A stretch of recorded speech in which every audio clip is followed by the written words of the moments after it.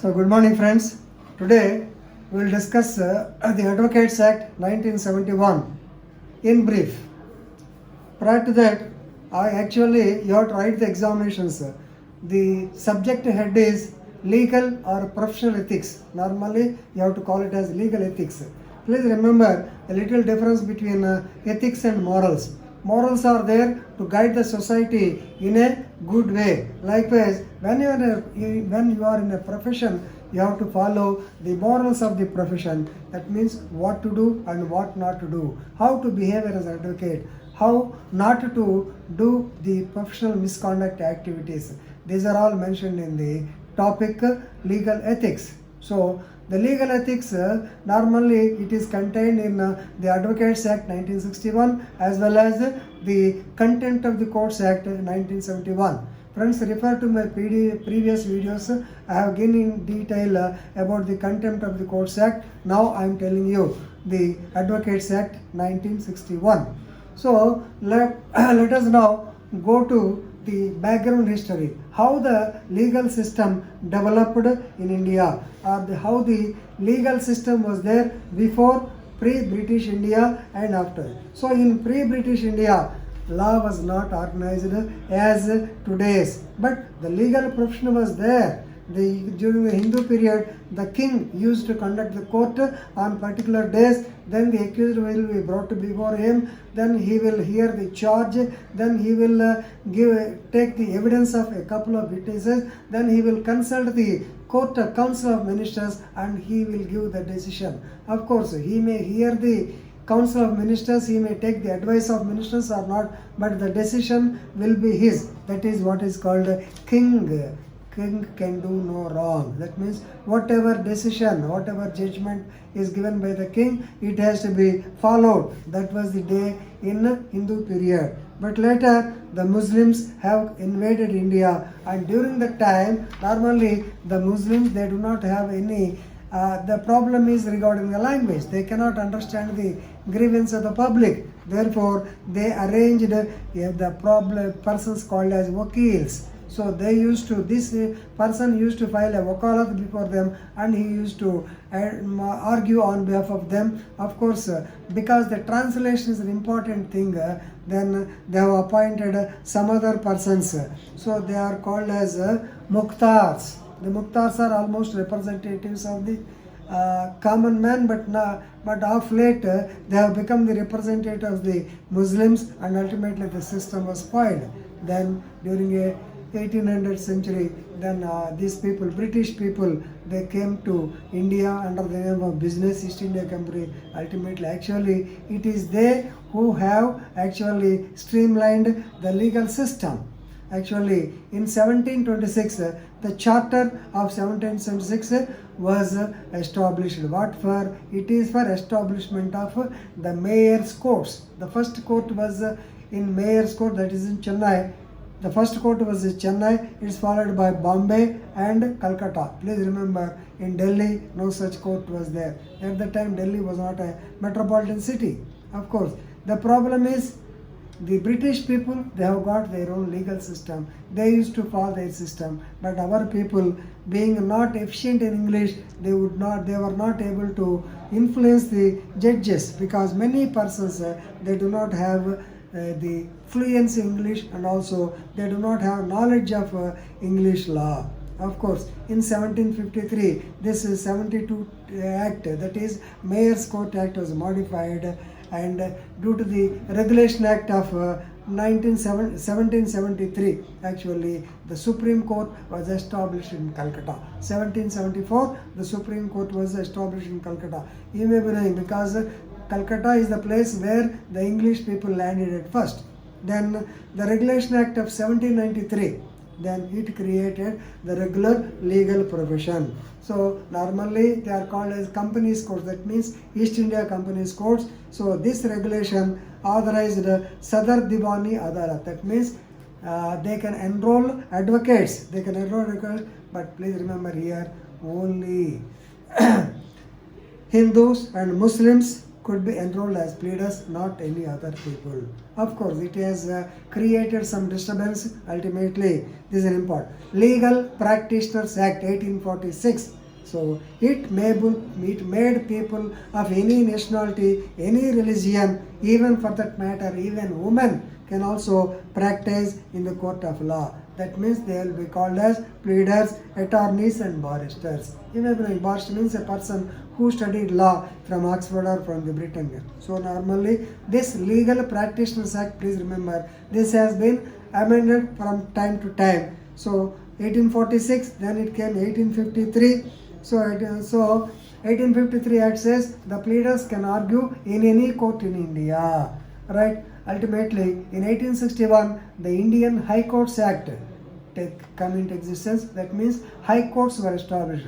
Remember, first Supreme Court was established, then the high courts were established as per the Act 1861. So definitely this is a development of the judicial administration in India. That means high court in each presidency town can be established. Right? Now normally, so this legal practitioner, as I told you, it has been amended from time to time. Once again, it was amended in 1879.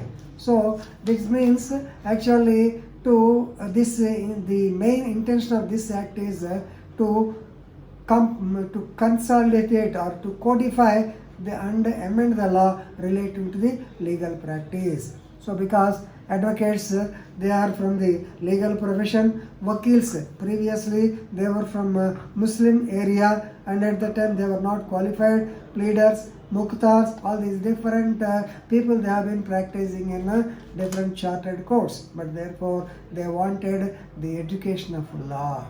So the institution of legal colleges, they have to come, and the people, the wakils, the muktars, whatever it is, whatever they are, all the advocates, some of them used to cheat the gullible public because of the language problem. Therefore, there should be somebody to control if any misconduct or a professional misconduct takes place. Therefore, Indian Bar Committee was formed in the year 1923. So why? The purpose is so to control the organization, that is bar councils. So therefore they suggested that according to the Indian Bar Councils Act 1926, they suggested to formulate bar council of for each state, bar council for each state and bar council of India. So there should be some 100% integrated act for the advocates, exclusively for the advocate. What for? How an advocate will be enrolled, what are his qualifications, then what are the disqualifications, what is his place of practice, can he practice in other places, then what is professional misconduct, how they will be ruled, who has got authority to frame the rules, all these things. So keeping in view of all these things, the Advocates Act 1961 came into existence. So please remember, if you see the preamble, for the purpose of amending and consolidating the law relating to legal practitioners and also for the constitution of bar councils of states and all India bar. This is the preamble for formulation of the act. So with this, the Advocates Act 1961 has come into existence. Of course, this is an act where only a few sections are important. Of course, it is having about 60 sections, but the definition part you have to remember. So from here onwards, you have to call everybody, let him be a pleader, muktar, wakil, lawyer, all these people, they have to be termed as advocate only as per the Advocates Act. Now, section 6 tells you about the constitution and functions of the Bar Council of a state. So, every state should have a Bar Council. What are their duties, their functions? Their functions are enrollment of the advocates, maintenance of the roles of advocates. This is more important. Maintenance of the roles means somebody, I may be enrolled as an advocate. After 4 years, I want to renunciate this profession and go to some other thing. And due to ill health, I may not be able to pursue the professional practice. I may be wanted to settle down at Chennai or some other thing. So some people will die. So maintenance is an important part of the Bar Council of a state. Then taking up the cases of misconduct. What is a misconduct? Misconduct means doing a thing which goes against the legal profession. That means as a lawyer, as an advocate, what you are not supposed to do. If you do the same, it will be taken as a professional misconduct. I will tell you at the time of section 35. Then the major duty is welfare, to keep up the rights, privileges and interests of the advocates, and also to support the law reforms as advocates, because law is dynamic, law is changing. Definitely there should be some reforms, and it is the duty of the Bar Council to advocate the so-called law reforms, and they have to publish journals. And most important, section 6 within brackets E, that is legal aid. So Article 39A of the Constitution says that the poor should be provided with legal aid, and this Advocates Act section 6 also, it is a duty on the part of the Bar Council of a state to impart say legal aid. And now they have got another duty, so finances. So they collect money from the advocates, and they have to maintain the finances, and they have to conduct the elections, Bar Council of a state. Of course, nowadays they are conducting once in 2 years. It is being postponed for 5 years also. Like, so normally how do they get the money? They get the money, the finances are from enrollment fee, from renewal fee, from the grants by the government, or from the gifts, or by the donations, or from the financial actually assistance by somebody. All these things that they get. These are the briefly the functions of the Bar Council. Almost section 7 tells about the functions of the Bar Council of India. Please remember, almost similar, but I will tell you the difference. To lay down the standards of the professional conduct and etiquette for advocate. Conduct and etiquette. Professional conduct, you know what to do. So I have been telling you right from rule number 1 to almost 50, they tell about the conduct and etiquette. Conduct means how to behave. What are your duties toward the court? What are your duties to the litigant? What are your duties to the advocate? What are the duties to the witness? What are your duties to the general public? All these things. And what are your duties financially regarding accountancy, how to do accountancy? What are your duties to the client when he asked about the expenditure? Suppose the client has given you some 1,000 rupees or so, what have you done? You have to give him explanation. All these things. So the standards for the professional conduct and etiquette. Etiquette means, this is behavior or the dress code. Suppose if the judge asks you to come for dinner, you can't go with slippers. You should be well dressed, you should wear shoes or at least chappals, and then only go. You cannot go to the court without blazer, without the coat. This is what is called etiquette. So this is important. Of course, formation of the disciplinary committees also another thing. But the most important is to safeguard the rights, privileges and interest of the advocates. And please remember section 17IB, that is to grant legal aid to the poor. Another important, it is to recognize the foreign qualifications. Of course, so far foreign lawyers are only allowed to fly in and fly out. They cannot establish the so-called institutions, offices in India. Right.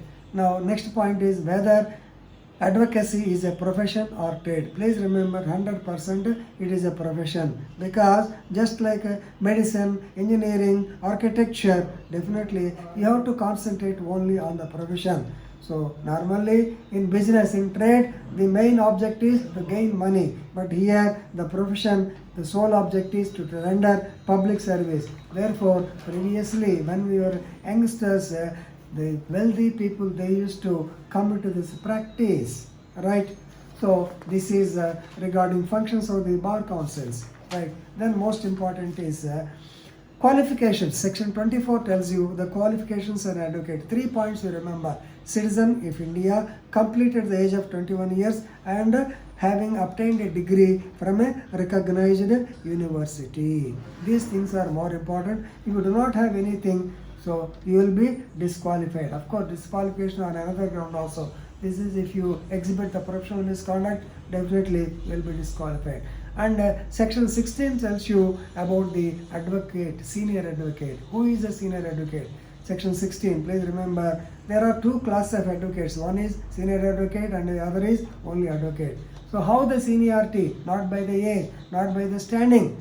So by the ability. and by the special knowledge or experience on a particular topic in law. And Justice Chandrachud very recently has added another thing, that is pro bono, whether he has done any cases freely to the that is what I told you about the legal aid. Please remember. So, and you have to know the 7 lamps of advocacy at this stage.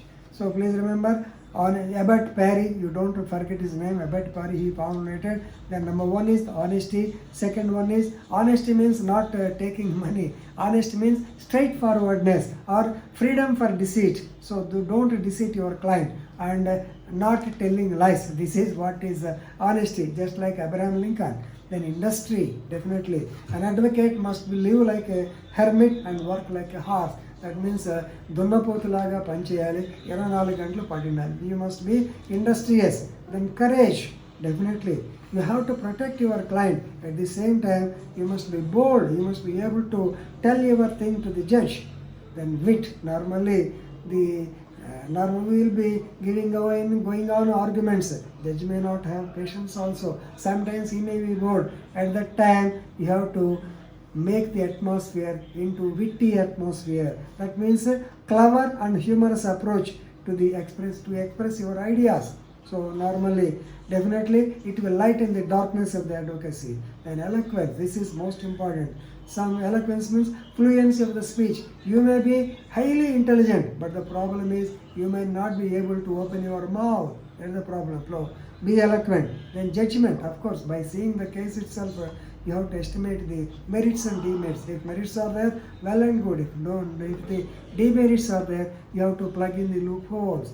Then relationship, no doubt, yourself and the opposite advocate, you frown each other, you argue very vehemently in the court, you say this witness is a bogus witness, but once you come out of the court, he is your fellow. Have coffee with him in the canteen. So outside, opponents, but not, of course, you have to maintain the so-called mutual respect and fraternity.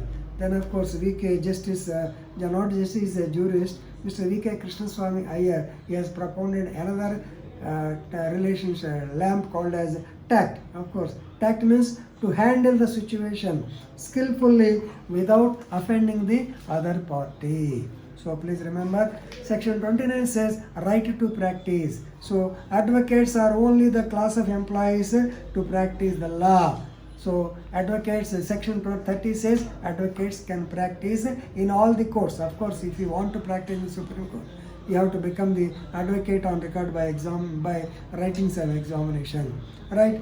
So we are the only classified persons, I told you. But section 32 says the court can permit anybody to appear in a case. If somebody is confident that he can tell the matter, then no doubt that advocate is not necessary. The court can definitely make him appear or in the place of the advocate. So section 34 says about the powers of the High Court to frame rules. Of course, this is not important. Section 47 is more important. Supreme Court is competent.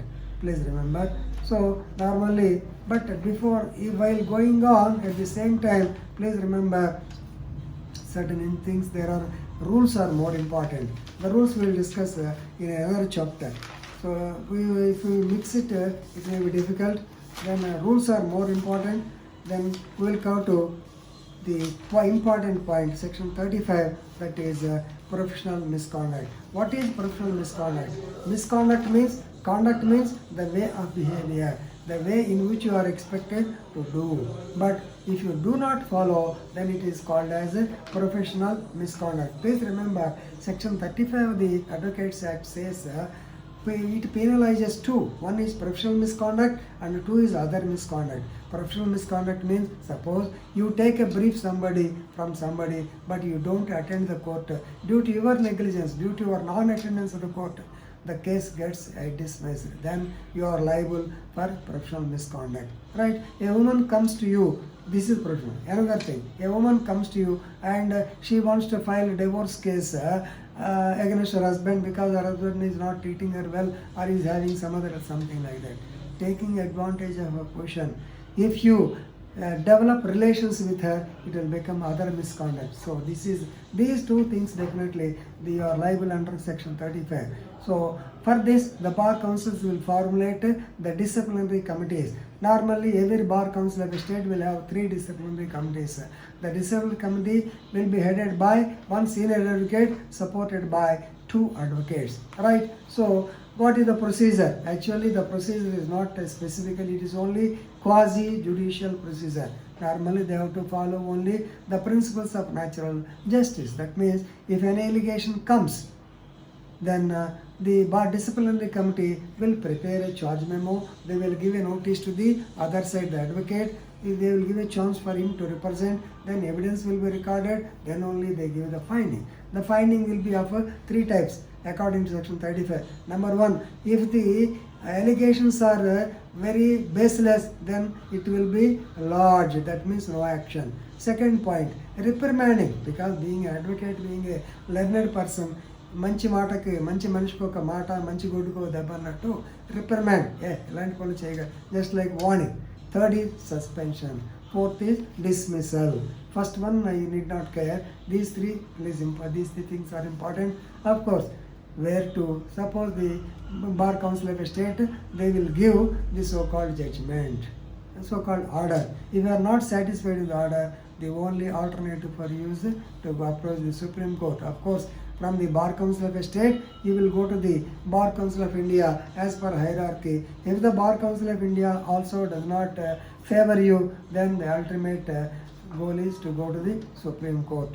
Of course, no prior court, no higher court is there. You have to satisfy with the judgment given by the court. Please remember section 47 says that according to section, the Bar Council of India, and as well as the Supreme Court of India, they are competent to frame the so-called rules of behavior. They are more important. They are more important in the day-to-day practice, because you are governed by that only. 47 reciprocity, 48, then maybe 49. Yes, 47 kaadu adi. 49, the power of Bar Council of India to make rules. And 49A, please remember, the central government can make the rules also. Right? So this is briefly the facts of the so-called Bar Councils. Yes, Advocates Act 35, please remember, it's most important. 36 says about the disciplinary powers, and of course you have to go to the Supreme Court only. So there is a procedure of review, you may be knowing. So review means not going appeal. You can ask once again the Bar Council to reconsider the so-and-so. Suppose if anybody illegally practices in the court, he is liable for punishment under section 45 of the Advocates Act. Of course, the punishment is only, it may extend up to 6 months only. Right? Okay, anyway, how to go to the Supreme Court, that section also, borrow the central government, repeal of section rule of, okay. So almost we have completed. Anyway, once again you go through the act, then you will be benefited very much. Thank you. మంచి బట్టను నొక్కుతున్నాను.